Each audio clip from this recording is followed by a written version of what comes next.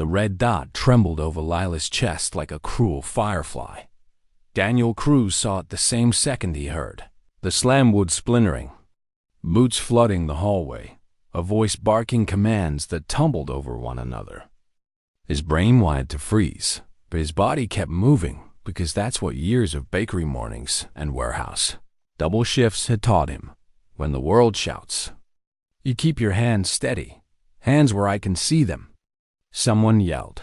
Lila was still in her scrubs, hair tied back, badge clipped to her collar. She lifted her palms high and spoke like she was talking a frightened patient through a rough night. We are unarmed. You're in the wrong. A flash. A crack that tasted like pennies and lightning. Lila staggered, then dropped to one knee, eyes huge, breath hissing through clenched teeth. Daniel didn't think.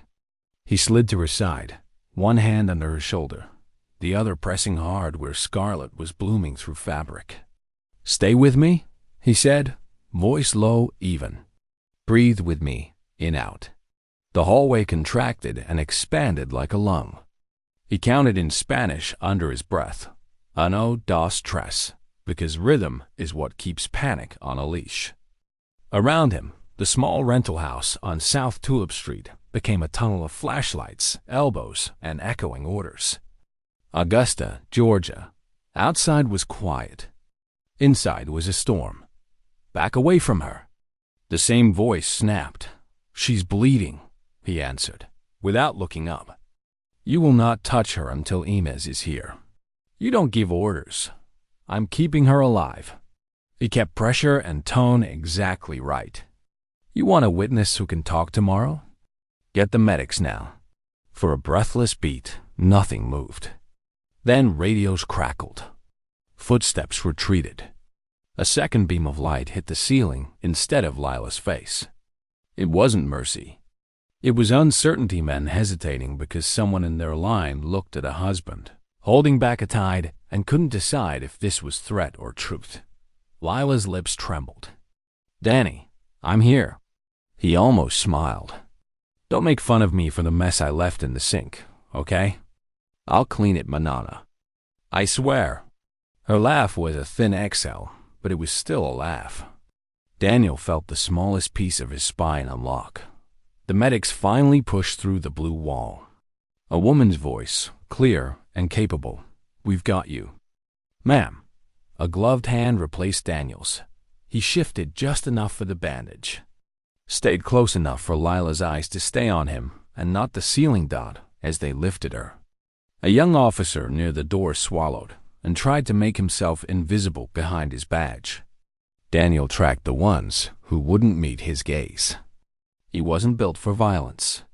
He was built for long weeks, honest sweat, and carrying too much weight without complaining. But he knew what guilt looked like. It looks down and to the left and pretends the floor is fascinating. They wheeled her out. The gurney's metal feet beat time against the threshold, and then the house exhaled. Daniel watched the ambulance doors close, watched the lights bite into the night, watched the street return to the kind of quiet that makes you hate quiet. Only then did the lead officer step into his space. Sir, we're securing the premises. Secure your conscience first, Daniel said softly. And give me your badge number. The man's jaw flexed. He muttered digits. Daniel repeated them back, then spoke them again into the camera pointed at his own face. He had hit record the second the door came down habit from a life where proof was the only thing louder than rumor. Lila once teased him that he documented every sandwich he made. Tonight the habit didn't feel funny. It felt like a lifeline. Outside, neighbors peeked through blinds. A porch light flicked on across the street. Augusta nights held heat, even in spring, and moths battered themselves against the bulb like stubborn prayers. Daniel followed the ambulance in his old Ford, knuckles white on the wheel. He made 3 green lights he couldn't remember passing and 1 red he did. When he pulled into County Memorial's lot, he parked crooked and didn't care. Inside, the air smelled like antiseptic and warm plastic. A TV in the corner murmured about a ball game No one was watching Dot at the desk. A nurse with salt and pepper curls recognized him. "Mr. Cruz?" They just took her back. "Sit. I'll update you." He didn't sit. If he sat, he would fold. He stared at the vending machine spirals of candy that never quite fell the way you wanted. He breathed. He counted. He texted. "Lila's hurt. I'm with her. Pray." Family chat dots started dancing. Tia Carmen typing too many exclamation points. Cousin Mateo firing off questions Daniel couldn't bear to answer yet. Minutes stretched, then snapped. A doctor with tired eyes and a kind voice appeared. "She's stable. Clean entry, clean exit. Missed anything vital by the grace of God and some stubborn anatomy. She need monitoring, but she's strong." Daniel's shoulders set down the anvil he hadn't noticed they were carrying. He closed his eyes. In that darkness, he saw the red dot again. Felt the tremor of it skating over the place he keeps every good memory. He opened his eyes before the picture could stick. "Can I see her?" Briefly. The doctor studied him. "You did good pressure. You kept her here." He nodded once. He didn't trust his mouth dot in recovery. Lila looked smaller than she had any right to look. Machines hummed like loyal bees. He took her hand and kept still. Silence can be a shelter when words feel like broken glass. Her eyelids fluttered. "That apron," she whispered, voice hoarse. "You left flour on it again." He laughed, shocked by the soft sound that jumped out of him. Always leaving evidence, always. Her fingers squeezed his. What was that? Wrong address. Or wrong people. Or wrong something. He shook his head. They said nothing that made sense. No one checked first. Her eyes went glassy, then sharp again. They never check first, Donnie. He didn't argue. He wasn't the one with a hole in his side and a target painted where a mother's heart should be. He just nodded and tucked her hand under both of his, like it was a bird that needed warmth. A soft knock. The door cracked open. The salt and pepper nurse leaned in. "Sir, there's a woman in the waiting room asking for you. Says she lives 2 doors down." "Marie Volley?" "Let her in." Marie stepped inside, hair wrapped in a scarf with green lemons on it. Phone clutched like a secret. "I'm sorry to bother you," she said, eyes flicking to Lila with honest worry. "I heard the crash. I turned on my porch cam. I think you should see." She held out her phone. The porch camera's infrared washed everyone in ghostlight. Daniel watched himself drag a trash bin toward the curb. He watched Lila wave from the doorway. He watched a black SUV roll past, slow as a thought, and then stop halfway down the block. 4 men stepped out, not in uniforms, not in anything he could name fast, and disappeared into the dark. 60 seconds later, the blue lights arrived. 30 seconds after that, the door went down. Marie's voice shook. They weren't cops. Not the first ones. Lila's eyes found his. Daniel felt the room tilt, and right itself, like it didn't want to show weakness in front of her. "Send that to me," he said. "Please." Marie nodded, thumb flying. "And I saw something else. They dropped something on your porch. I picked it up because I don't know why. Maybe because my mama always said trash attracts roaches." She pulled a key fob from her pocket. Heavy, matte, stamped with a logo Daniel didn't recognize an angular hawk. Wings tucked mean and tight. He weighed it in his palm. Cheap metal, expensive shape. Lila stared at the fob like you stare at a puzzle that suddenly shows its edges. "You know that symbol?" Daniel asked. She blinked, thinking through fog. "One of our hospital donors has the same bird on their display wall. Some community safety group. New this year. They came through with brochures and smiles." Marie pointed at the fob. "I Googled that bird last month. That company hires off-duty officers for neighborhood stabilization. They started patrolling after dark on Tulip and Pine. Nobody in the neighborhood got a say. Lila closed her eyes. Stabilization, she whispered, like the word tasted sour. Like a hand on your throat is a hug. Daniel tucked the fob into his pocket. The shape felt like a promise. Not revenge, he wasn't built for that kind of poison. But accountability is a different flavor. It tastes like clean water after a long shift. Rest, he told Lila. I'll be right outside. He walked Marie back to the waiting room. People sat in clumps of fear and coffee. The TV still mumbled. Somewhere a baby hiccuped like it was practicing laughter for a better day. Marie put a hand on his arm. What are you going to do? She asked. He thought of the red dot, the SUV, the bird with hard wings, the way the young officer couldn't hold eye contact. He thought of the way Lila had said, they never check first, like a hymn from a church. Built out of stories his people and her people knew by. Hard.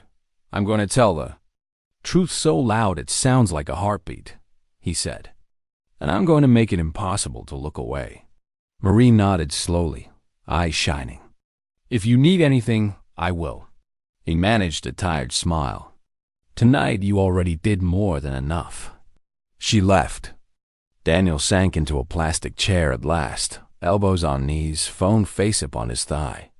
The porch video and a file transfer sat in his inbox, waiting. He hit play again, watched the SUV go step where they didn't belong, watched the sequence click into place. He forwarded the clip to 3 places he trusted. His cousin who worked IT at a bank and understood metadata like faith. A church elder who never blinked in the face of mess. And the bakery's union rep who always said, receipts first. Rage later. His phone buzzed with a reply from the cousin almost immediately. Got it. I'll mirror and lock it. Also, you sure about going public? Daniel stared at the words. He could feel the question reach through the glass and sit down next to him like a friend who means well. Going public meant losing privacy he never had much of to begin with. It meant some folks calling him a liar before they learned his last name. It meant standing so straight his back would ache. He typed, I'm sure. Before he could hit send, an older gentleman in a maintenance uniform stopped near his chair, pushing a mop. Sir, he said gently, chin tilting toward the hallway. Saw your wife. Saw you. Reminded me of when my Gladys got sick and the hospital swallowed me whole. If you ever feel like you'll disappear in here, don't. People like us are the map. We keep places honest. Daniel swallowed. The man moved on, leaving a clean rectangle of floor behind him that looked braver than dirty tile should ever look. He pressed send. Back in Lila's room, he set the phone down, pulled his chair so close their shoulders touched, and listened to the machines and the quiet and the kind of courage that doesn't need to be loud to be real. He thought about how stories travel whisper to whisper, pew to pew, hair salon to bodega to break room, and how sometimes a truth told right can make decent. People rise from comfortable chairs and say, not on my block. He looked at Lila, then at the door, then at the ceiling with its squares like a checkerboard someone forgot to finish. Ma'am, or, he said softly, when you're ready, we'll choose the first call. Church? Union? Your nurse supervisor? Or all at once? Her eyes opened, hazy but fierce. All at once, she breathed. Okay. He smiled without teeth. All at once. And because a story isn't only told, it's held. Daniel let one question drift into the room where anyone listening, tonight or tomorrow, here or on the other side of a screen, could hear it settle. If your neighbor's porch camera caught the truth and fear told you to look away, would you press play or pretend the night was quiet? By dawn, the smell of yeast and coffee felt like armor. Daniel stood behind the bakery counter, because stillness would eat him alive. He wasn't mixing dough. His hands were too shaky for that. He was just there, wiping a clean surface again and again while a line of folks came in earlier than usual, buying things they didn't need, leaving crumpled bills in the tip jar like little prayers. Some looked him in the eye and nodded. Some squeezed his forearm. A few couldn't look at all, shame has shy eyes. Deshaun from the union leaned across the counter. Broad shoulders. Careful tone. I saw the video. He tapped his phone. Already mirrored it to 3 drives and a cloud folder with a name so boring, nobody will ever open it. Thank you, Daniel said. I'm sending a copy to our pastor. And Lila's head nurse. She woke up twice asking if anyone believed us. They will, Deshaun said. Truth is a stubborn gate. It limps, but it arrives. From the corner, a bell chimed front door again. A tall woman in a navy dress, hair straight and sharp, smiled too calm for 6 in the morning. She waited until the line thinned, then floated forward with the kind of confidence that never has to apologize for itself. Mr. Cruz, she said. I'm Amanda Pike. I represent Falcon Ridge Community. Safety. He felt the bird fob in his pocket like a hot coal. Falcon, Ridge, safety. She had strung the words into a necklace meant to soothe. We're sorry for the confusion last night. She went on smoothly. One of our patrol vehicles reported suspicious activity in your area. We provided support as requested. We value partnerships with hard-working families like yours. Support, he repeated. Like bullet holes. Her smile did not break. Our goal is prevention. When prevention fails, stabilization is necessary. He stared at her. The oven hummed behind him. The mixer thumped a steady beat. My wife is in recovery. That's the only stabilization I respect today. Of course, she said. I came to offer assistance, repairs, medical costs. She slid a business card across the counter. White stock. Embossed hawk with its wings tucked mean and tight. No strings. Everything has strings. He didn't touch the card. Your men dropped this in front of my house. He placed the fob on the counter, watched her pupils flicker. Is theft also stabilization? She swallowed it down. We'll look into it. You do that. He pocketed the fob. And leave.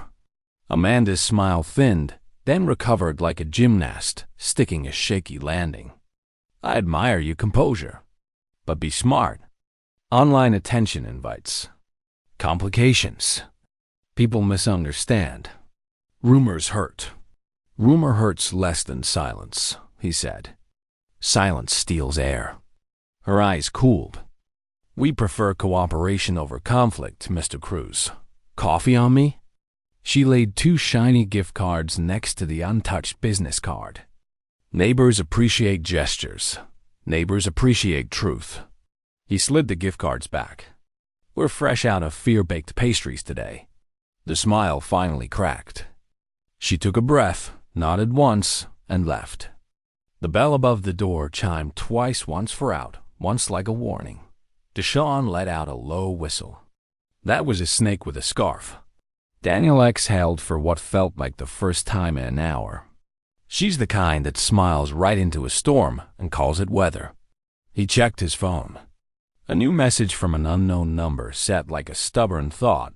Meet me at County Memorial. Basement Chapel. 10 minutes. Come alone. He knew better than to play hero. He also knew fear had a way of dressing up as prudence. He texted Deshaun and Marie, heading to the hospital. If I don't answer in 20, ring me loud. He locked the register, told the teen he'd be back, and drove. County Memorial's basement chapel felt like the inside of a held breath. Soft light. Wooden pews polished by 1,000 worried hands. A cross on the far wall, simple, unvarnished. He sat in the back because his mama had taught him to leave the front row for grief that couldn't walk any farther. The door clicked. The young officer from last night stepped in, hat off, jaw tight. He looked younger in day clothes. The kind of face you still expect to break out when stress eats sleep. "I shouldn't be here," he said, voice quiet. "I'm not supposed to talk to you." "You already are," Daniel replied. "So talk right." The young man cradled his cap. "The report says you were non-compliant, that your wife interfered. It's not the truth I saw." He swallowed. "I've got a baby on the way. I want a job. But I also want to recognize my face in the mirror 5 years from now." "Names?" Daniel asked. "I can't." He stared at the floor, then up. "But I can tell you about the first men on your block." "Not us, contract guys." They arrived in an unmarked SUV, radioed our dispatch through a back channel, said they were tracking a suspect's phone. They pushed for a fast entry. My sergeant went with their read. I didn't question hard enough. His voice thinned. "That's on me." Daniel waited. He didn't soften the silence. "Some truths need air to climb out. I can't give you files," the officer said. "But this fell off a truck." He reached into his jacket and pulled out a small plastic clip, the kind that holds a dashcam's memory card. The inside was empty. The label had a logo Falcon Ridge's hawk, scratched by a thumbnail like someone had tried to rub it right off the plastic. "Where's the card?" Daniel asked. "Gone before I touched it." But the mount came from a vehicle parked at the hospital last night. Staff garage. Level 3. "If I were a betting man, I'd say your shiny visitor drives there." He huffed a humorless laugh. "I'm not a betting man anymore." "You want me to go pull their tail," Daniel said. "I want the truth to beat the rumor," the officer said. "And I want to sleep sometime this month." He started for the door, hesitated.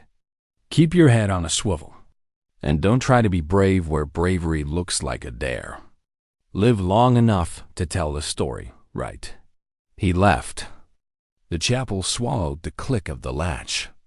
Daniel sat another minute staring at the cross and thinking about how people build quiet places not to avoid storms, but to tune their ear to thunder. He texted Marie. "Hospital garage. Level 3. Watch my 6 from your porch cam if I don't answer." She sent back one word. "Copy."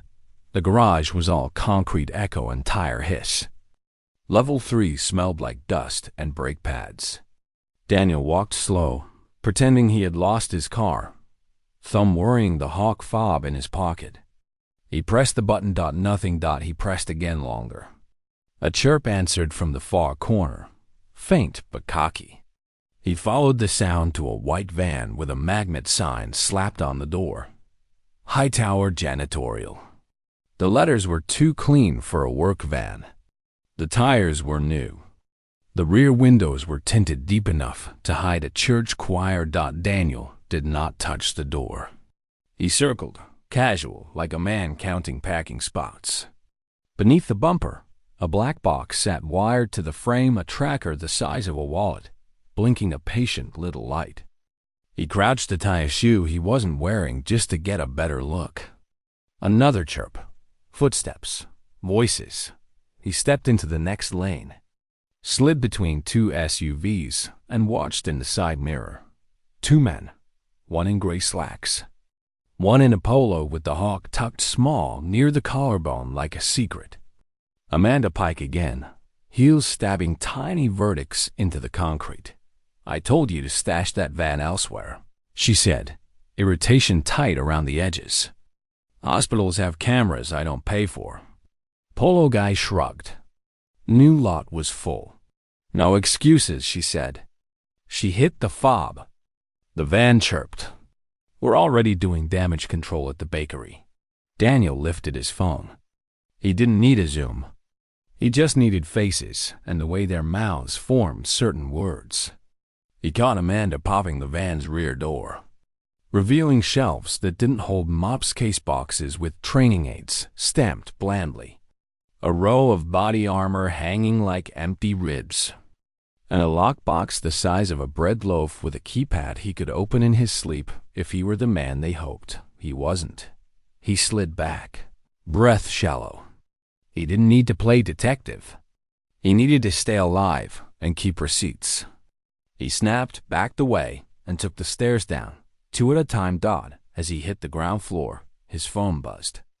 A video from Marie, a porch cam down the block, had caught the same white van earlier in the week, pausing outside a little taqueria where teens played music too loud and laughed like joy was free. The van idled, then rolled.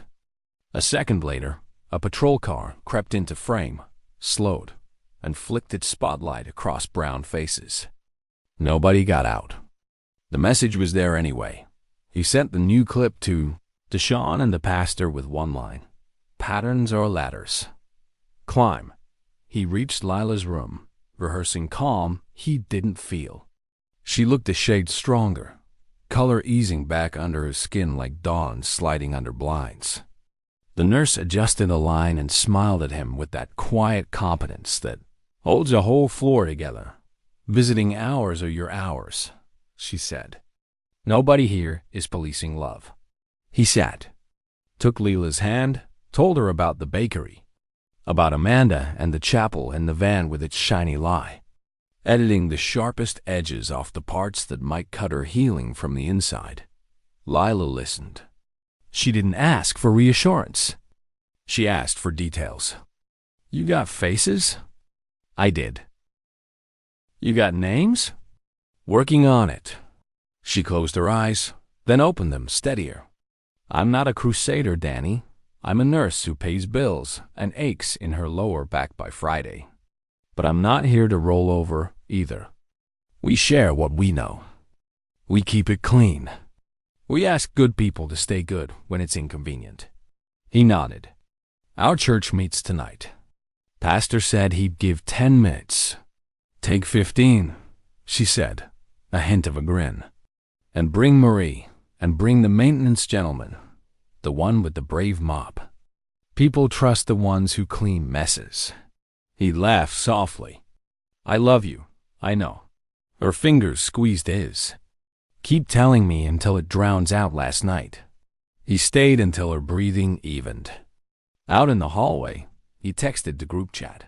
Community night. 7. Lights on, walk after. No shouting. No threats. We show up with receipts and neighbor eyes. Replies poured in.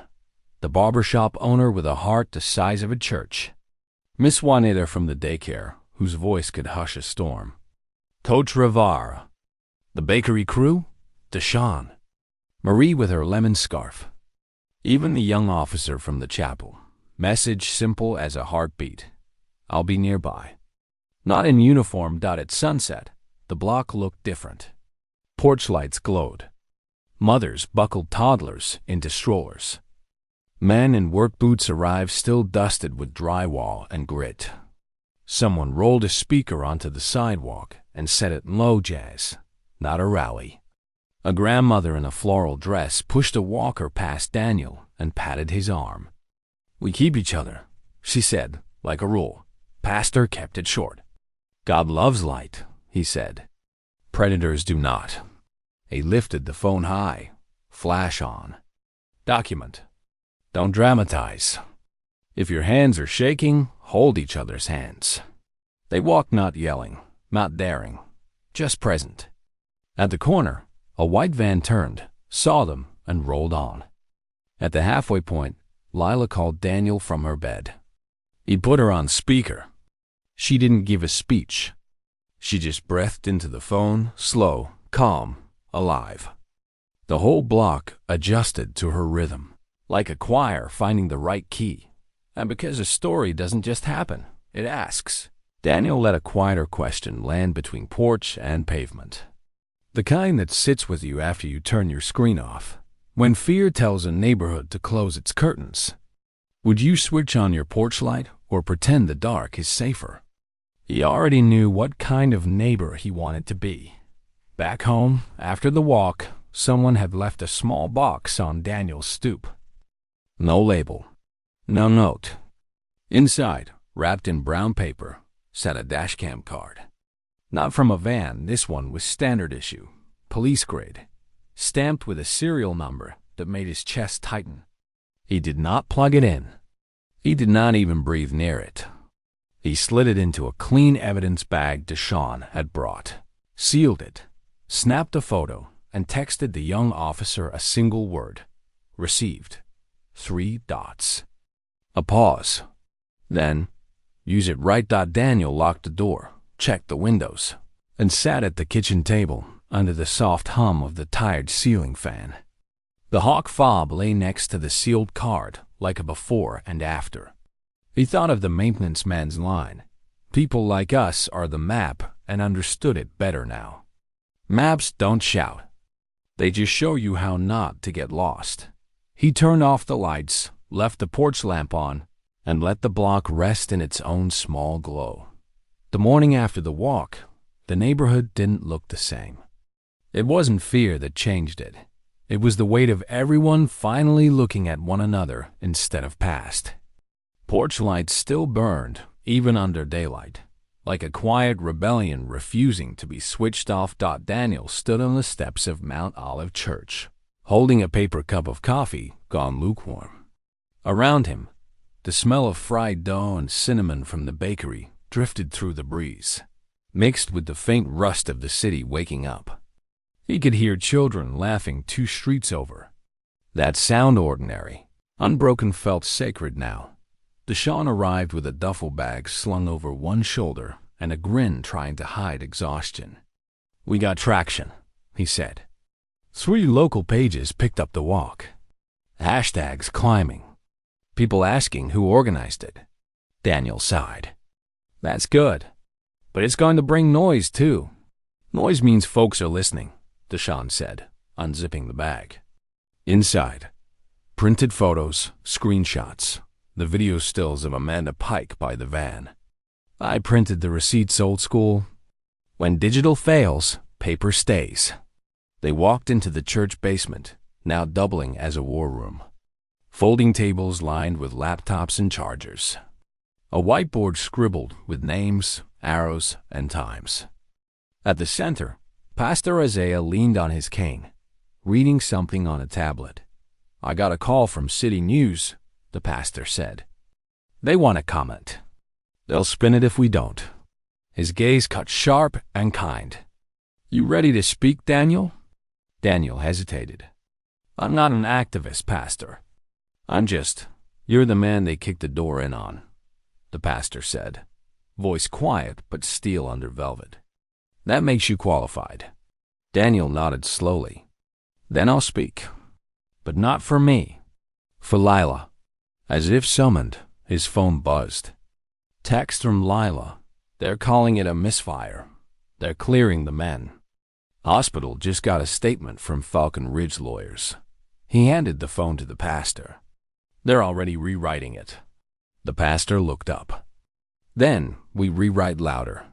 By noon, the press conference began under a gray sky that looked heavy enough to rain but too stubborn to break. Daniel stood behind the podium outside the church, microphones pointed at his chest like weapons. He didn't read notes. He didn't need to. "My wife is a nurse," he began, voice even. "She's the kind of person who holds dying hands without flinching. Last week, she was shot in our home by people who thought they were protecting the community. They didn't protect anyone. They broke into a family's night because somebody said our block looked wrong." He paused, scanning the faces. Reporters, curious strangers, a few silent neighbors gripping each other's arms. "They call it a misfire. I call it a mirror. Because what happened to us isn't a glitch, it's a reflection. And we're done pretending it's clean." Deshawn stood at his shoulder, steady as a wall. Pastor Isaiah nodded from the crowd. The silence that followed wasn't empty. It was charged, like the split second before thunder. A reporter lifted her hand. "Mr. Cruz, what do you want? Charges? Compensation?" Daniel shook his head. "Accountability. Truth. For once, I want the people who pull triggers in our neighborhoods to see faces instead of profiles.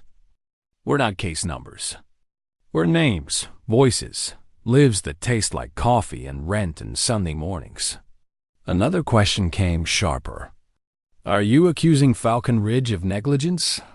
He looked directly at the camera. I'm not accusing, he said. I'm inviting them to tell their story next to mine. Same light. Same camera.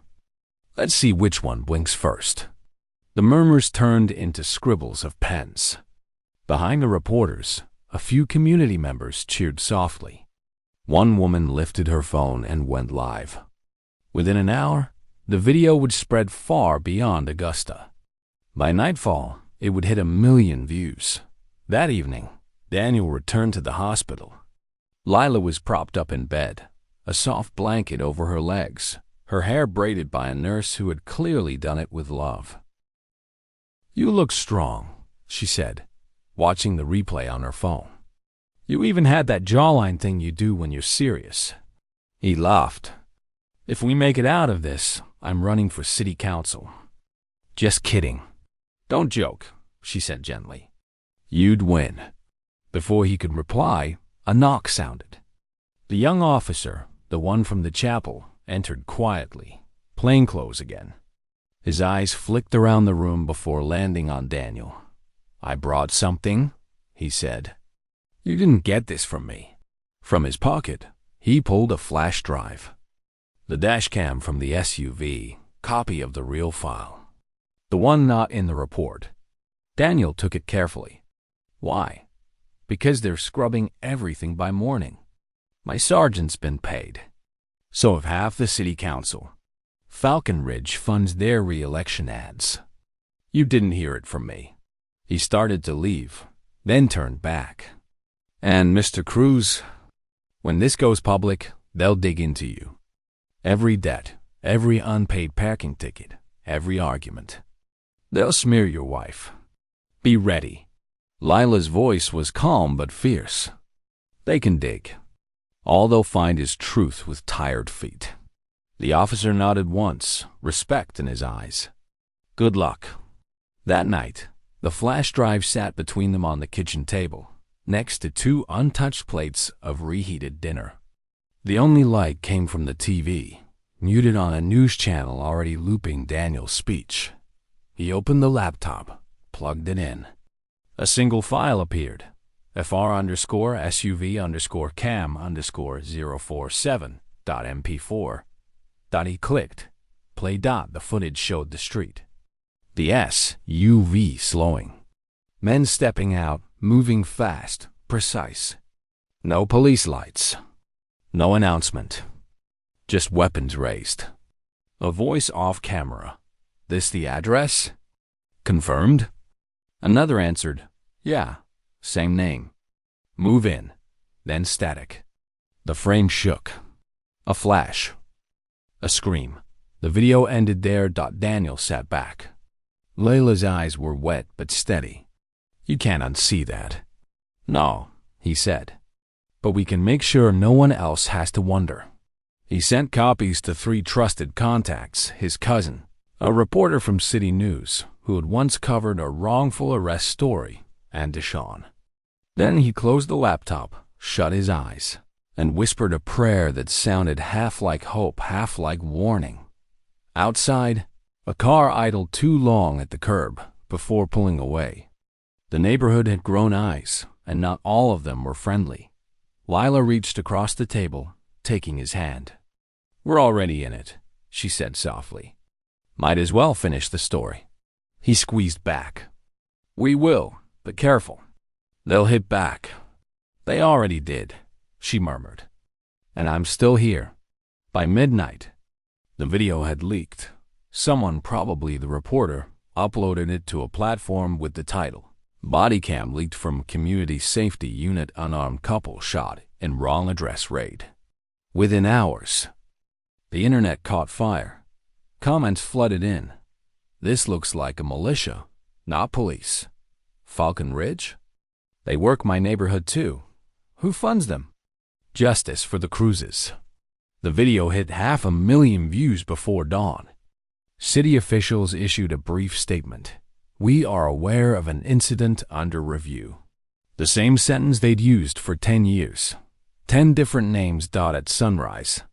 Daniel's phone buzzed again. "Unknown number. You should have taken the offer. Now you've made enemies." He didn't reply. Instead, he stood at the window, watching the first rays hit the porch lights still burning from last night. For the first time, the glow didn't feel like fear. It felt like defiance. He turned to Lila. "You know what scares them most?" "What?" "People who don't scare easy anymore." And with that, he opened his notes app, typed a new message for the community page, his fingers steady as truth itself. They wanted quiet. "We're giving them witness." Then, almost like talking to the unseen listener who'd followed every step since Chapter 1, he added one last question meant for anyone still sitting in comfort, scrolling, thinking it could never be them. If the walls of your home could breathe, and they whispered someone else's story of injustice, would you listen or turn up the volume to drown it out? He hit post. And somewhere out there, the city finally started to listen. By Friday, the neighborhood was buzzing like a hive hit with a stick. News vans parked crooked along South Tulip Street. Cameras blinked. Strangers leaned on fences pretending they belonged. Daniel hated every lens. But Lila said, "If they're watching, make them see." And that was reason enough to open the door again. He set a folding chair outside the bakery, same one he'd used for 4th of July cookouts. He didn't say much, just sat there while customers whispered thank yous and slid folded notes into the tip jar. Phone numbers, prayers, lawyers, reporters. Every note was another heartbeat saying, "We're with you." Inside, the oven timer dinged. The smell of bread tried to soften the morning. It almost worked out at 11. Deshaun burst through the back door, out of breath and grinning like a man who'd just seen a miracle. "They blinked, brother." Falcon Ridge blinked. Daniel frowned. "What do you mean?" "They're pulling patrols. Official statement says they're restructuring, but I got word from City Hall half their board resigned last night." That video burned hotter than a Georgia July. Daniel exhaled. "Good. One less ghost car rolling our street." "Don't exhale too long," Deshaun warned. "Somebody else always fills the silence." Before Daniel could answer, his phone buzzed again. "Unknown number." He almost ignored it until he saw the first words. "This isn't over. Check your porch." He stood so fast the chair tipped. A plain envelope waited on the steps, tucked under the doormat. Inside, a single photo Lila leaving the hospital in her wheelchair, smiling weakly under the sun, and a typed note. "She looks better. Let's keep it that way." He didn't call the police. He didn't trust them. He called Marie instead. Within minutes, she arrived with her lemon-patterned scarf and her phone already recording. "Got it all," she said, voice steady but hands trembling. "They want you scared, not smart. So be smart." Deshaun leaned in close. "We traced the print shop. Every thread leaves a fingerprint." Daniel looked at the photo again, the neat shadow behind Lila's chair. "They're not after her body anymore," he said quietly. "They're after her peace." That evening, Pastor Isaiah gathered them again, church lights low, pews half full, air thick with concern and coffee. Daniel stood beside Lila at the front. She wore a sweater over her bandage, chin lifted. He spoke first. "They think quiet means safe. But quiet is just fear with manners." Lila took over. "When I was bleeding on our kitchen floor, I heard the officer yell. We thought," she paused, voice steady, "we thought you were someone else. That sentence never ends well for people who look like me. So I've decided to end it differently. They thought wrong." Applause rippled, soft but fierce. The kind that carries more weight than noise. Deshaun stepped forward with a laptop. "We're building a database," he announced. Every neighborhood Falcon Ridge touched, every family harassed, every false report. No names go missing this time. A young woman in the front row raised her hand. Aren't you scared they'll come after you? Daniel met her eyes. Fear's a tax. We've been paying it too long. Later that night, Daniel sat on the porch again. The street was quiet, but not empty. Porch lights glowed like sentries. Marie sat across the street, pretending to water her plants but keeping watch. Even the air felt different, tense, aware. A car slowed near the curb. Dark windows. No plates.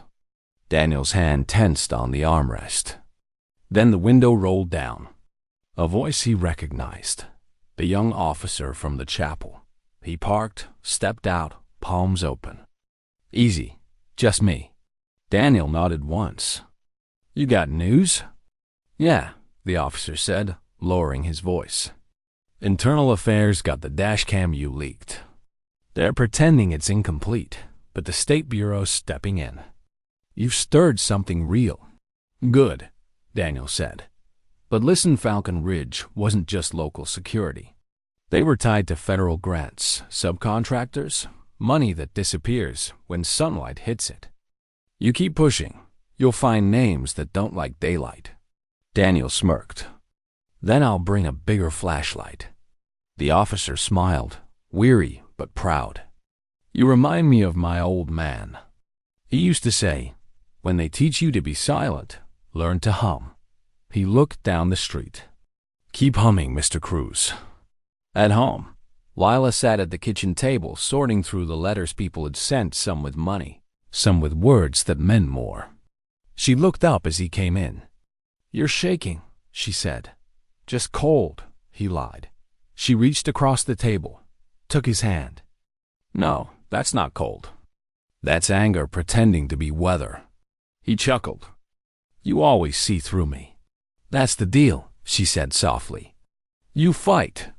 I remind you why.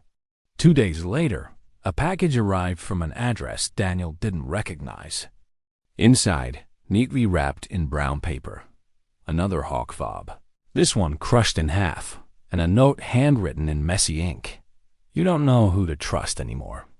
Do you? Daniel stared at it for a long moment, then grabbed his phone and hit record. His voice was calm, measured, but his eyes burned. I've received threats. But let me be clear, fear only works when it's private. So here it is, public. Whoever sent this, you can keep your broken bird. We already learned to fly without you. He posted it. Within an hour, it trended under #TheBrokenHawk. By nightfall. The bakery doorbell chimed nonstop. People came in not just for bread, but for belonging.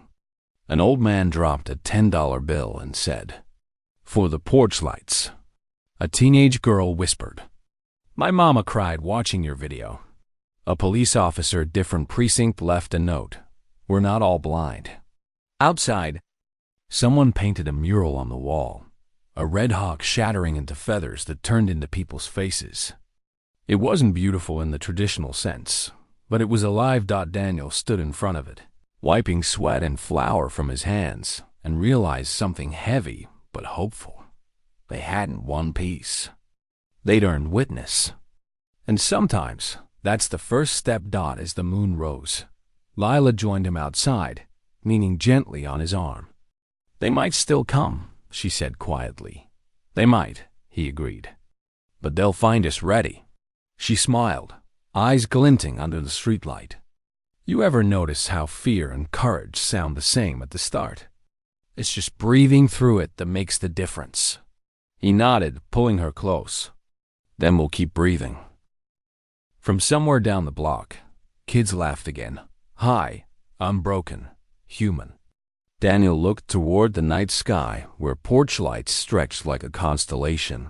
No telescope could map Dot, and because stories like theirs are only real when someone listens. He let one last question drift out into the quiet for anyone watching their screen to catch. When the world asks you to stay silent, to stay safe, will you keep breathing? Or let someone else write your story for you? He already knew his answer. By the next morning, hashtag the Broken Hawk had turned into a wildfire. The bakery's Wi-Fi nearly crashed under the weight of mentions, reposts, and tags. College kids made TikToks breaking down the timeline. News anchors used Daniel's porch video like sermon material. Even the mayor's office had to issue a half-hearted statement about reviewing public-private safety partnerships. Lila scrolled through the storm on her phone, her thumb shaking from exhaustion. "Half of these people are praying for us," she murmured. "The other half are arguing if we made it up." Daniel leaned over her shoulder, jaw tight. That's how truth walks online barefoot through glass. He kissed the top of her head. "But at least it's walking." By noon, a convoy of journalists crowded outside the bakery. Deshaun tried to keep order, standing at the door with a clipboard like he was managing a festival. "No interviews inside," he barked. "You want pastries, fine. You want statements, write your questions down like adults." Marie handled the live stream. Her voice was calm but sharp as a knife. "We're not victims," she told the camera. "We're witnesses. And we're making sure the next family doesn't get a midnight apology written in blood." The bakery sold out of bread before lunch. Someone had graffitied a new line under the mural. "You can't silence a city once it starts humming."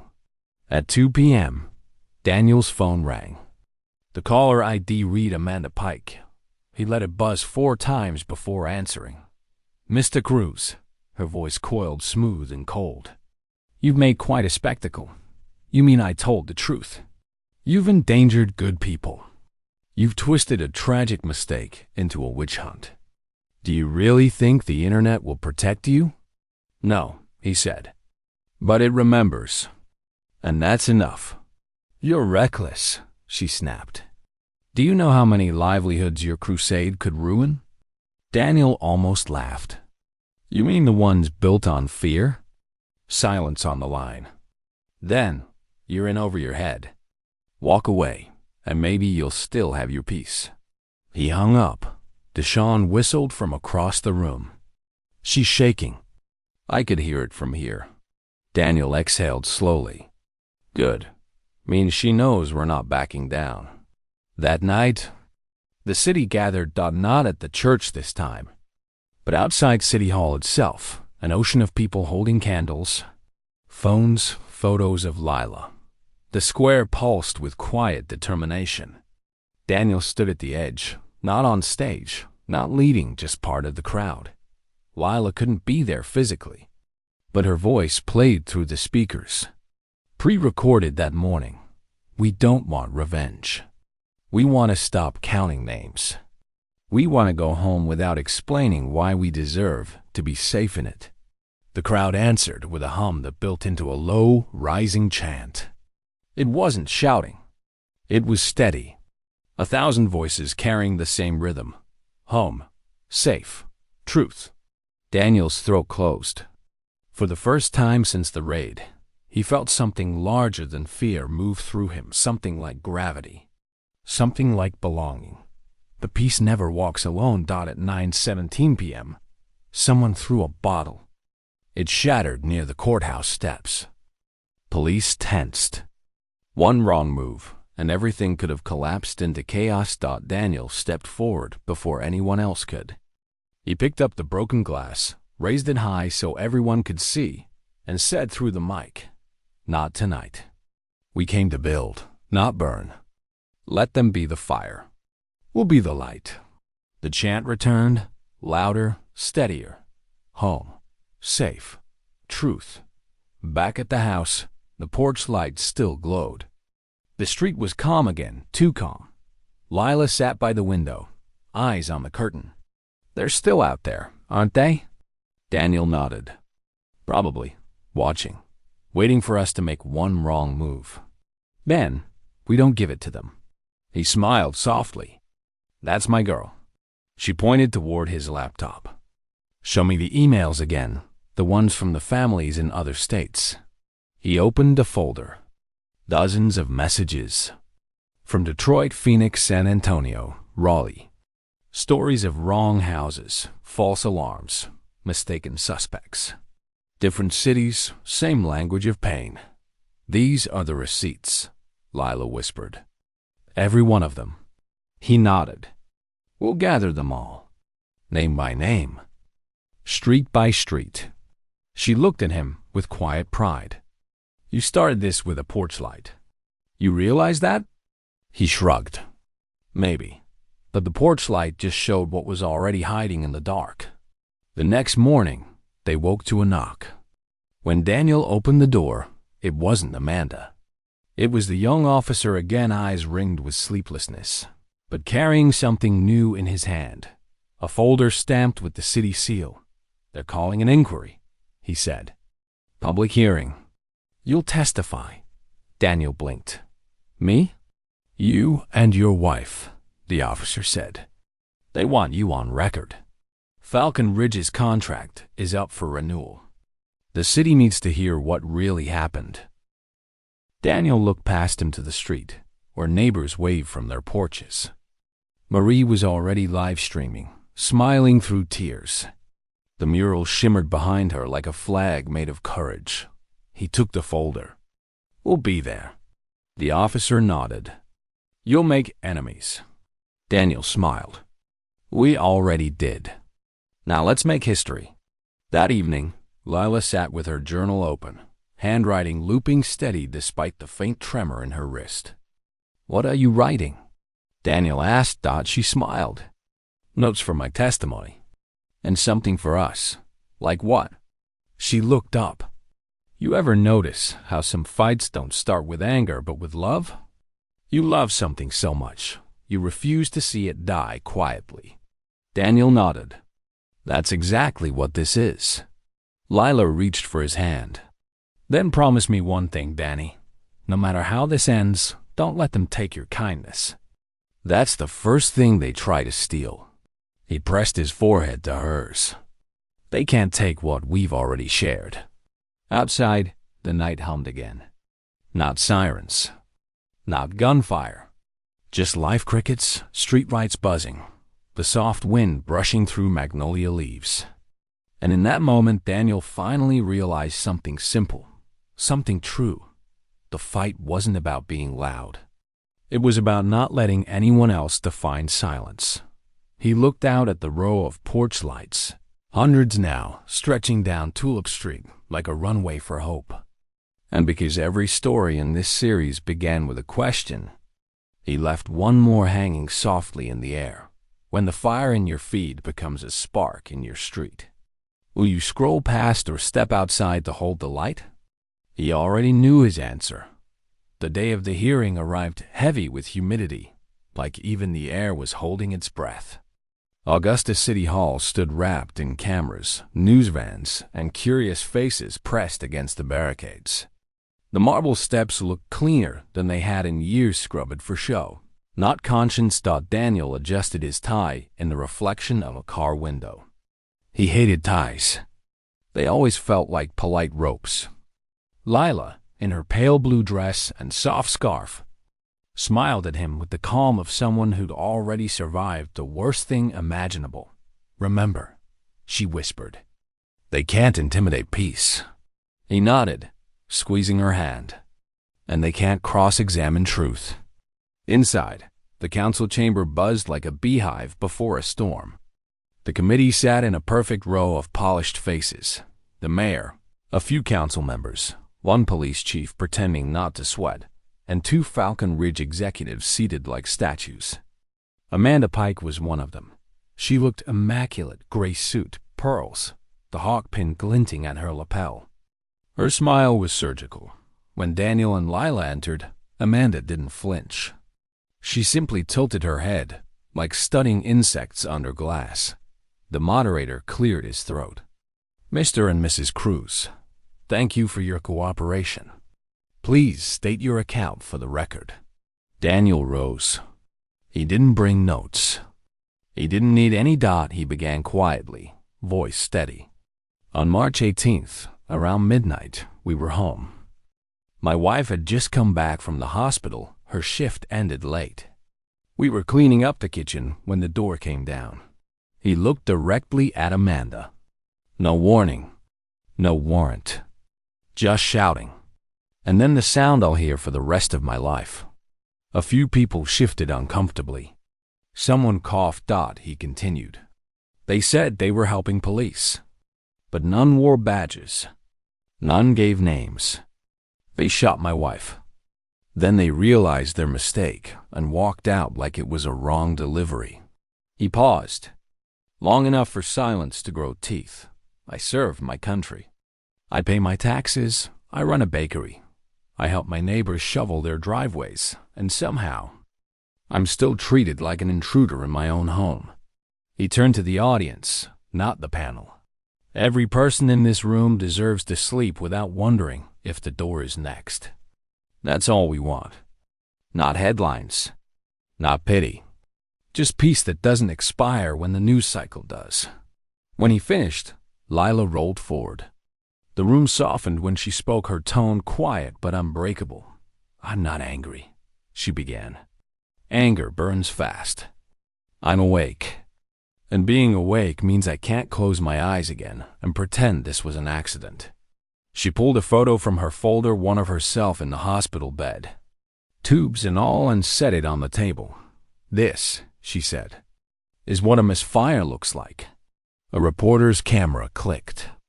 The sound cut through the chamber like a hammer. Lila went on. They told me to be thankful I survived. But thankfulness doesn't erase trauma. It doesn't clean bullet holes out of drywall. It doesn't convince a little girl down the block that she's safe when she hears boots outside her window. Then she leaned forward, looking each council member in the eye. Falcon Ridge called it stabilization. Tell me, what exactly did you stabilize that night? The mayor shifted. No one answered. Amanda finally stood, posture flawless, voice rehearsed. Mrs. Cruz, what happened to you was deeply regrettable. But Falcon Ridge operates under strict protocol. Our goal has always been community safety. Whose safety? Lila interrupted. Her tone didn't rise. It sharpened. Because from where I'm sitting, you only protect the ones who can afford you. A murmur rippled through the room. Amanda's lips pressed tight. The mayor raised his hand. Order, please. But it was too late. The truth had already changed the air. During the recess, Daniel stepped into the hallway. Marie waited there, phone in hand. It's trending again, she whispered.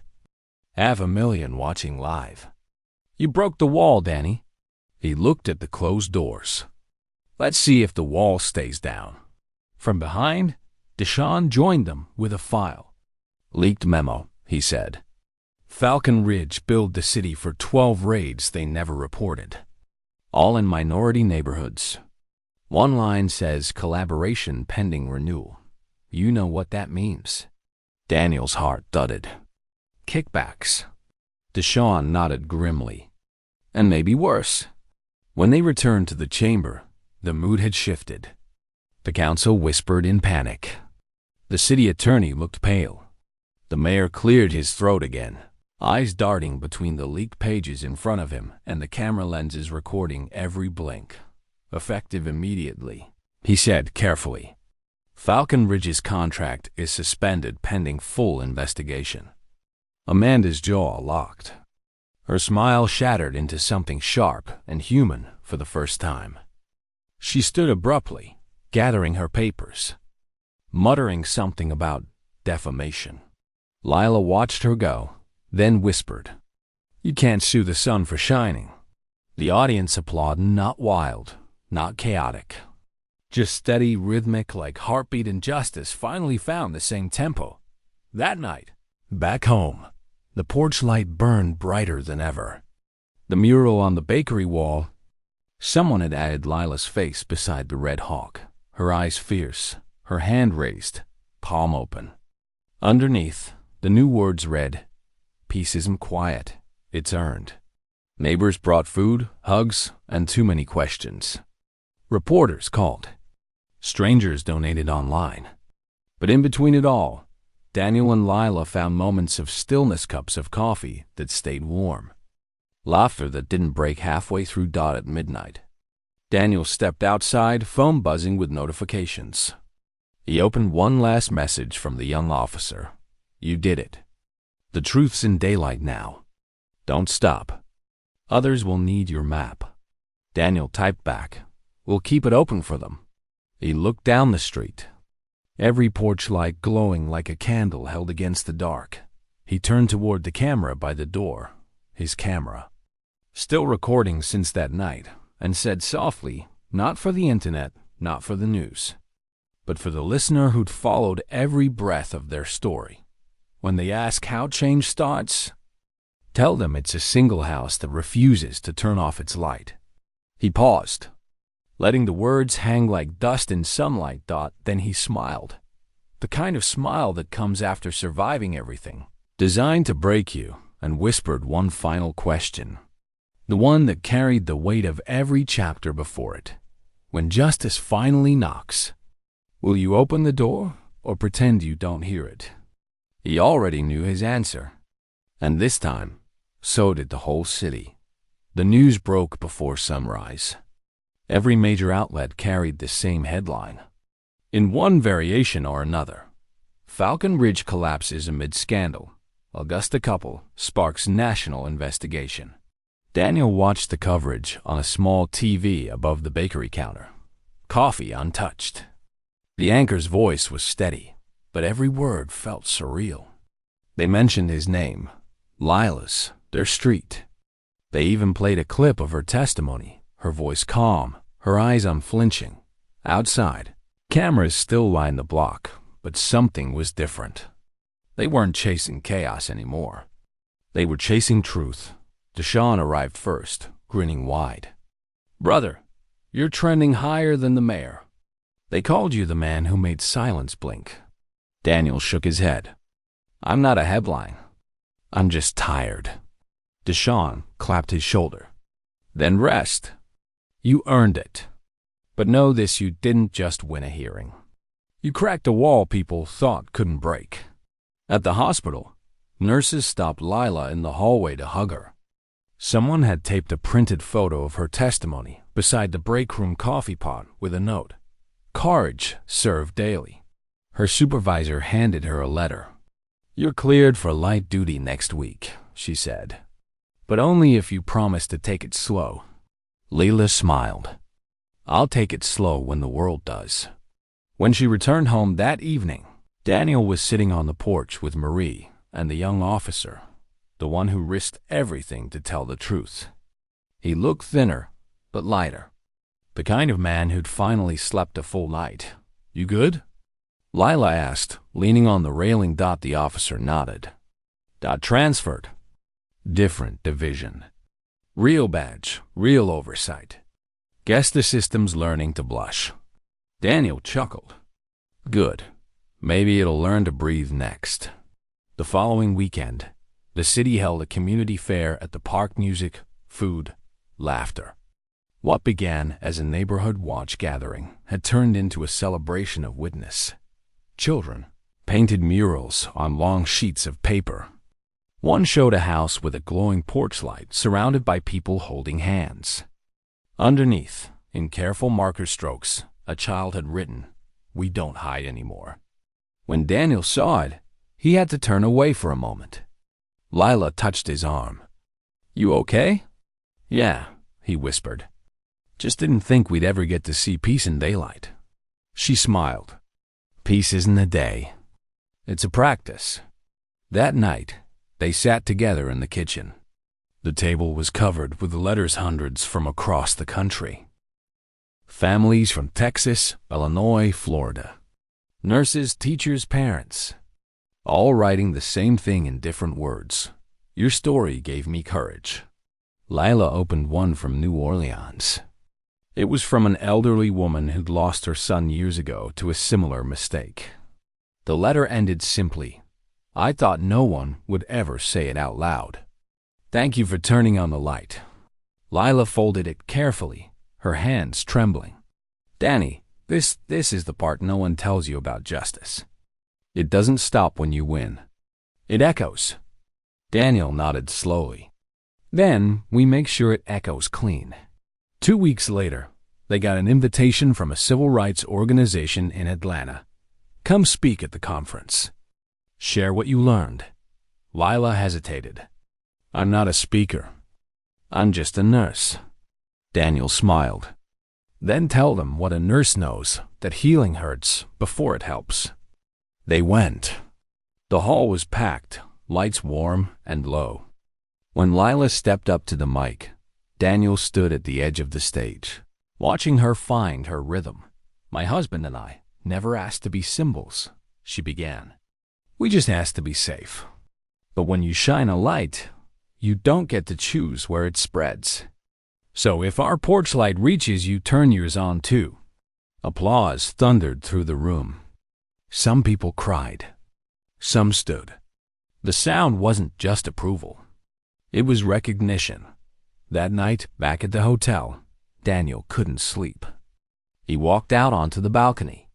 The Atlanta skyline pulsed with light, each window like a heartbeat. He thought about everything that had happened, the gunshot, the fear, the hearings, the broken hawk, and how every piece of pain had somehow turned into a map. Lila joined him, wrapping a blanket around both of them. You thinking again? She teased. Always, he said. You know what's strange? I keep waiting to feel finished. But I think maybe we're just beginning. She leaned her head against his shoulder. Good, because there are still too many dark porches out there. The next morning, they headed home. As their car rolled back into Augusta, Daniel noticed something he hadn't before. Nearly every house on their street now had a small sticker in the window.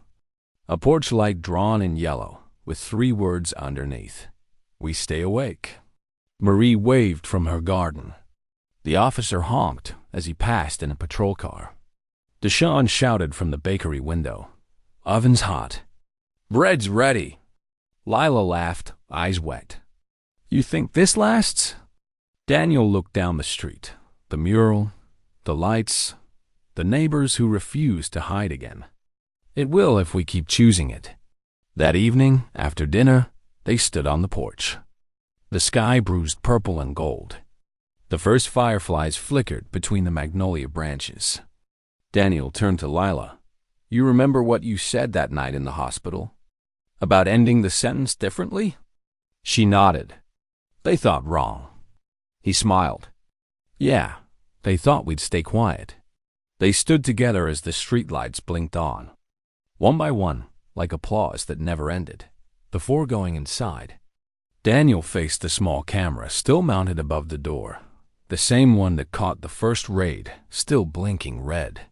He leaned closer, voice low, almost a whisper meant not for fame, but for those still afraid to speak.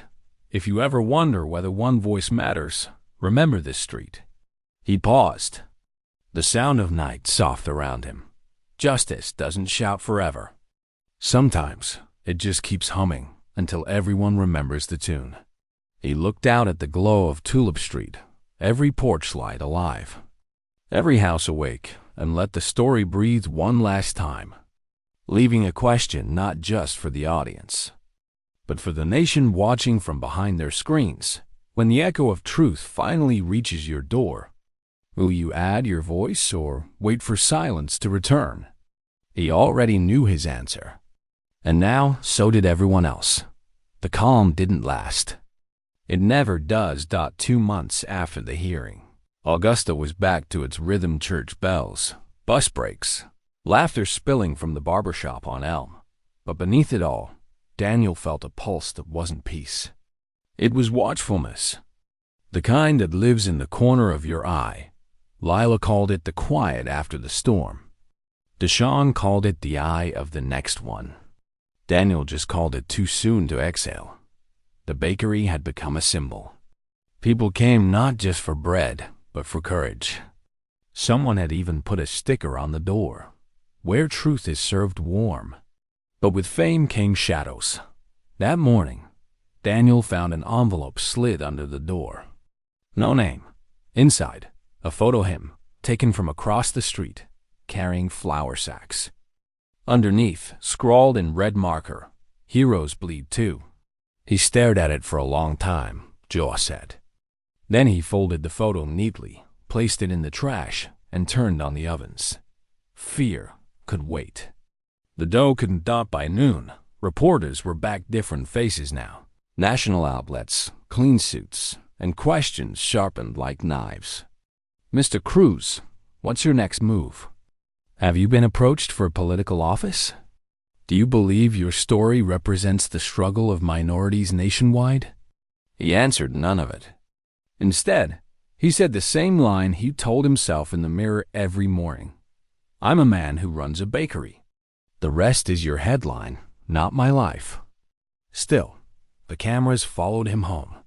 That night, Lila scrolled through the news on her tablet. "They're calling us the Porchlight family now," she said softly. Daniel frowned. "Sounds like a Hallmark movie." Except the bullets were real. She smiled sadly. "People need symbols. It helps them believe. Symbols get painted on walls," he said. "Then people forget the cracks underneath." Lila reached for his hand. "Then we remind them, gently." He squeezed her fingers. Always gently. A week later, a letter arrived from Washington. Official seal. It was an invitation to testify before a congressional subcommittee on community safety accountability initiatives. Lila read it twice. "They're not done with us." Daniel exhaled. Guess the echo got too loud. The trip to D.C. felt like stepping into another world. Glass towers, gray suits, marble floors that clicked under every step. Deshawn came along as their advocate.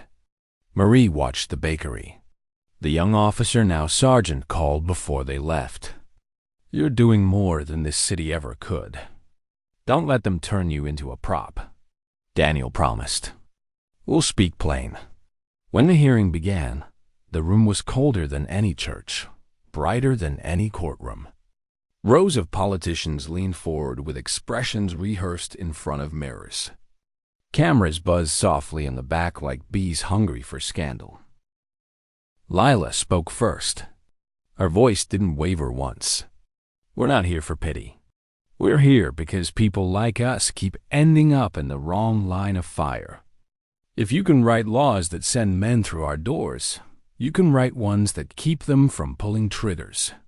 Daniel followed, words simple but deliberate. "I learned that accountability isn't revenge. It's repair. But repair costs money, courage, and time, and y'all keep trying to save on all three." One congressman shifted uncomfortably. "Mr. Cruz, are you implying—" "I'm not implying anything," Daniel cut in. "I'm saying it. Fix what you broke." The clip hit every major news outlet by evening. Back home, the bakery window was covered with handwritten notes again. "You gave us words we didn't know how to say. Keep the light on. I told my son your story." Daniel pinned them to the corkboard behind the counter. But that night, he also found something else in the mailbox, a piece of burnt metal shaped like half a hawk. No, just the ashes of what used to be a threat. He placed it on the counter next to the photo from months before. The two sat side by side, the past and its ghost. He whispered, "I see you." Then he threw them both away. One afternoon, the young sergeant stopped by in uniform, badge gleaming. "Got news," he said. "Falcon Ridge's founders? 3 arrests. Fraud, bribery, falsified reports. It's real this time." Daniel's shoulders eased. "And you?" "Leading a new oversight unit," the officer said, smiling. "Guess the city decided integrity's cheaper than lawsuits." Lila laughed softly. "That's one way to call it a blessing." Before leaving, the sergeant hesitated at the door. "You two started something. Not a protest. Not a movement. A memory. People act different when they remember." Daniel nodded. "That's all we ever wanted." At sunset, the couple sat outside the bakery, watching the street fill with live kids on bikes, music from open windows, the smell of fried chicken drifting down Tulip Street. It was ordinary again. Blessedly ordinary. Lila leaned her head on his shoulder. "Think it'll stay this way?" "Probably not," he said. "But maybe that's the point. We keep relighting it every time the dark gets brave." She smiled. "Like yeast. Dies in heat, rises again." He laughed. "You always make justice sound like baking bread." "That's because both take patience," she said. "And both feed people when done right." Later, alone on the porch, Daniel looked down at his phone. Another message from a stranger. "I turned my porch light on because of you." He stared at it for a long time. Then typed back, "Keep it on for someone else." He put the phone away, stood, and faced the night. Tulip Street glowed in a line of golden lamps, a chain of resilience stretching farther than his eyes could see. He spoke softly, almost to himself. They thought light was fragile. Turns out it multiplies. And as he turned to go inside, he let one last question drift out into the warm air, one that didn't ask for sympathy, only reflection. When the weight of truth gets heavy, will you set it down or help carry it forward? He already knew his answer. And this time, the whole country was learning theirs. The bakery doorbell jingled at dawn, same as always. But today, Daniel didn't look up. He was kneading dough with a focus that looked like prayer. The radio hummed quietly in the background, news anchors talking about reform bills, oversight committees, and a new model for accountability. Big words, heavy meanings. All born from a night he wished had never happened. Lila leaned against the counter, a cup of coffee warming her hands. "You know," she said softly, "it still feels strange, hearing our names on the news. Like we live inside a story that doesn't belong to us." Daniel smiled faintly. "That's because it doesn't anymore. It belongs to everyone who needed it." She nodded, thoughtful. "And what about us? Who do we belong to now?" He looked up from the dough. "To tomorrow." That weekend, a reporter from the Atlantic Journal asked for one last interview. A human follow-up, she'd said. Daniel almost said no. But Lila insisted. "We can't stop halfway through the bridge." The reporter was young, nervous, maybe 25. She kept fiddling with her pen as she asked, "Do you ever wish you'd stayed quiet?" Daniel didn't even blink. "Sometimes," he said. "Silence is easy, but easy's never built anything worth keeping." Lila added, "You learned something after being shot in your own kitchen. You learned that dignity's louder than pain, if you let it speak." The reporter lowered her pen, voice softer. "And what keeps you going?" Lila smiled. "People. Not perfect ones, just decent ones who still choose light." Later that evening, Daniel and Deshawn walked through Tulip Street together. The mural had grown again, this time with new faces added beside the hawk and Lila's image. Dozens of names, victims, survivors, witnesses. Deshawn crossed his arms, eyes bright. "You know, I used to think justice was a finish line. Turns out, it's a marathon with no medals." Daniel chuckled. "That's all right. I don't run for trophies anyway. You run for truth." Daniel nodded. "And for peace that doesn't ask permission." At the next neighborhood meeting, Pastor Isaiah stood in front of the crowd, smiling wide. "Family," he said, "we've done more than fight back. We built forward. We got funding for after-school programs, mental health workshops, and night patrols made of neighbors, not hired guns." Applause filled the church. Lila squeezed Daniel's hand. "See?" she whispered. "Light multiplies." He leaned closer. "Yeah, but light still needs someone to guard the flame." That night, after everyone left, Daniel lingered in the empty bakery. He turned off the lights one by one until only the glow from the ovens and the street lamps outside remained. He thought of every name that had joined theirs, every message that had arrived, every quiet soul who turned their porch light on because they refused to let darkness win. He whispered to the quiet, "Maybe that's what survival really is, teaching hope to keep working the night shift." Outside, the street shimmered under hundreds of porch lights, each one small, fragile, human, and unstoppable together. The next morning, a letter arrived. Not typed, but handwritten, shaky, and old-fashioned. It read, "Mr. and Mrs. Cruz, I'm 91 years old. I marched in Selma when I was 25. I've seen laws change, faces change, and names forgotten. But your story reminded me of something my father said the night before that march. The world doesn't turn because of heroes. It turns because of the stubborn. Stay stubborn. E.J. Watkins, Montgomery, Alabama." Lila pressed a letter to her chest. "Stubborn," she whispered, smiling through tears. "That's what we'll call the next chapter." Daniel nodded. "And maybe, just maybe, it'll be the one that doesn't need a sequel." At sunset, they stood together on the porch again, the same porch that had seen bullets, blood, and rebirth. The same light still burned above them. Daniel exhaled slowly. "You know, we didn't ask to change anything. We just wanted to live." Lila smiled. "That's the most radical thing you can do sometimes. Just live." He turned to her, hand resting on hers. "Then let's live stubborn." She laughed. Deal. As the night deepened, kids played tag under the streetlights. Somewhere down the block, someone turned on a radio playing old soul music, warm and full. The city hummed, not perfect, but awake. Daniel looked into the lens of the porch camera one last time, the same one that had captured their worst night. Now recording something quieter but far more powerful. He said softly, almost like a prayer, "They thought justice was a sound. Turns out, it's an echo.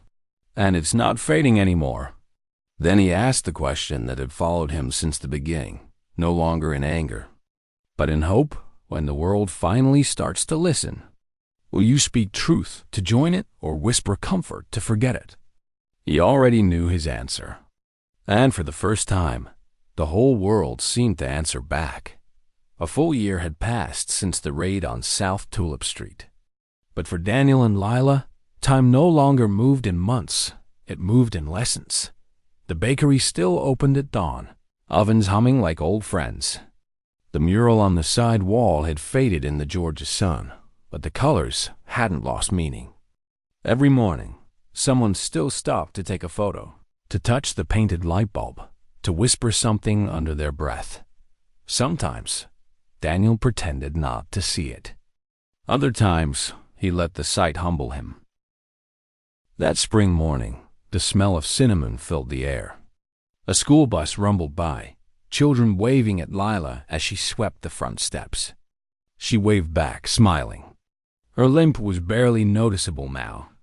The scar along her ribs, well, that was something she carried the way a veteran carries a medal. Not proudly, but honestly. Deshaun walked up holding a stack of flyers. "City's naming the community center after y'all," he said, grinning. "The Cruz Center for Justice and Hope. Has a ring to it, doesn't it?" Daniel laughed, shaking his head. "Hope's Lila's word. Justice just learned to keep up." Lila smiled. "If it helps someone's kid learn they're worth more than fear, I'll take it." The dedication day drew hundreds. Politicians came for photos. Reporters came for quotes. But the crowd came for something real, the feeling that maybe, for once, a story had ended with the right kind of silence. Pastor Isaiah opened with prayer, his voice deep and tender. "Lord, bless those who fight not with fists, but with faith that tomorrow deserves witnesses." When it was their turn to speak, Lila took the podium. She looked around at the sea of faces, brown, black, white, all shades of the same humanity. "People keep calling us survivors," she said. "But I don't want that to be the story. We're builders. We took what broke us and made bricks from it." The crowd applauded. Daniel stood behind her, eyes glistening. She continued, voice softer now. Justice doesn't erase pain. It teaches you how to plant flowers in the soil it left behind. So when you walk past this place, I want you to think of what you can build right here, right now. When she finished, the audience rose to their feet. That evening, after the crowd left, Daniel stayed behind in the empty courtyard. The new center's lights cast long golden stripes across the pavement. A plaque on the wall read, "In honor of those who turned fear into faith and silence into song." Lila came up beside him, resting her head against his shoulder. "We did it," she whispered. He nodded. "We lit a match. And look what it started," she said. They both smiled as the first porch lights along the street flickered on. One by one, like dominoes of hope. Later that night, Daniel sat alone on the bakery porch, watching the stars. He thought about everything they'd survived, the sound of boots, the flash of a muzzle, the smell of blood and bread mixing in the same air. And yet, somehow, life had found its way back in. The young sergeant stopped by in plainclothes, hands in pockets. "Heard you're retiring the camera," he said. Daniel nodded toward the little red light above the door, the one that had captured it all. "It's done its job. Time to let people live without being watched." The sergeant smiled. "You know, my new recruits study your case at the academy. They call it the light rule. Means never step into a home you wouldn't want your own mother standing in." Daniel chuckled softly. "That's the best law I've heard all year." Inside, Lila was closing her journal for the night. She'd filled it with letters once she'd never sent but couldn't let go of. To her younger self. To the officer who'd fired the gun. To every woman who'd ever been told to calm down when all she wanted was to be heard. She looked up as Daniel entered. "You still thinking about the past?" He shook his head. "No, I'm thinking about how it doesn't own us anymore." She smiled. "Then let's write something new tomorrow." He kissed her forehead. "We already are." Before bed, Daniel stepped outside one last time. The night was still. The world, for once, felt balanced. Across the street, Marie sat on her porch swing, phone in hand, recording another quiet update for her followers. Deshawn walked past, waving, a bag of fresh bread in hand. Somewhere, the pastor's old church bell chimed 9 slow notes. Tulip Street was awake and alive. Daniel lifted his face to the cool breeze, breathing it in. "For a long time," he whispered, "I thought justice was about punishment. But it's not. It's about promise." He turned to the camera, his old, faithful witness, and spoke, not like a man telling a story, but like one ending a chapter. If a single house can change a street, then a single heart can change a nation. All it takes is the courage to stay lit when the wind gets mean. He paused, then smiled. That small, tired smile that had carried him through every storm. So when the night feels too heavy, ask yourself this: do you wait for someone else's light, or do you strike your own? He already knew his answer, and as the porch lights of Augusta shimmered one by one, stretching farther than the eye could see, the question no longer belonged to him. It belonged to everyone.